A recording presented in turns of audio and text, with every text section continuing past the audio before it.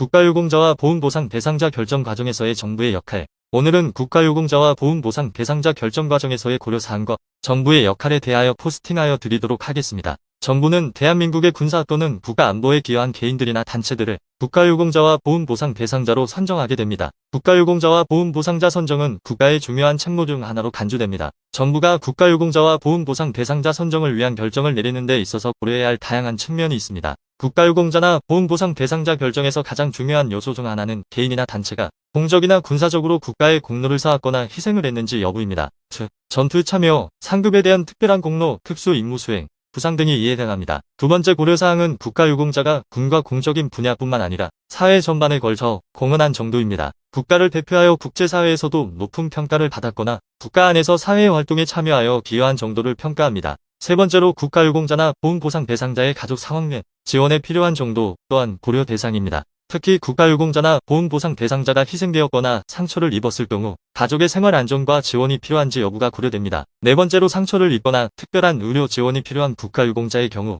정부는 그에 맞는 의료 및 재활 지원을 고려해야만 합니다. 다섯 번째로 국가유공자 또는 그 가족의 교육이나 향후 인생 진로 개발을 위해 지원이 필요한 경우 정부는 이를 고려하여 적절한 지원을 제공합니다. 여섯 번째로 국가유공자나 보훈보상 대상자에 대한 사회적 평가와 정서적 지원 사항입니다. 국가유공자를 존경하고 고마워하는 사회 분위기를 유지하고 정서적으로 지원을 제공하여 국가유공자나 보훈보상 대상자가 특별한 존경을 받을 수 있도록 하는 것입니다. 끝으로 정부는 국가유공자 및 그 가족에 대한 법률적인 혜택과 지원을 제공하여 국가유공자나 보훈보상 대상자가 안정적이고 존경받는 생활을 유지할 수 있도록 도와야 할 것입니다. 이러한 다양한 측면을 종합적으로 고려하여 정부는 국가유공자나 보훈보상 대상자에게 부여되는 명예와 혜택을 결정하는 것이며 이는 국가의 보훈체계와 국가유공자 지원 프로그램의 중요한 일부분입니다. 오늘은 이렇게 국가유공자와 보훈보상 대상자 결정 과정에서의 우리 정부의 역할에 대한 내용에 대하여 포스팅해드렸습니다. 국가유공자나 보훈보상 대상자가 되시려 한다면 언제든지 국가보훈 전문 행정사법 119으로 전화 주시기 바랍니다. 30년 이상의 각 군 복무 경험을 가진 법인 소속 예비역 연관장렬이 여러분들의 국가유공자나 보훈보상 대상자 등록에 도움을 드리겠습니다.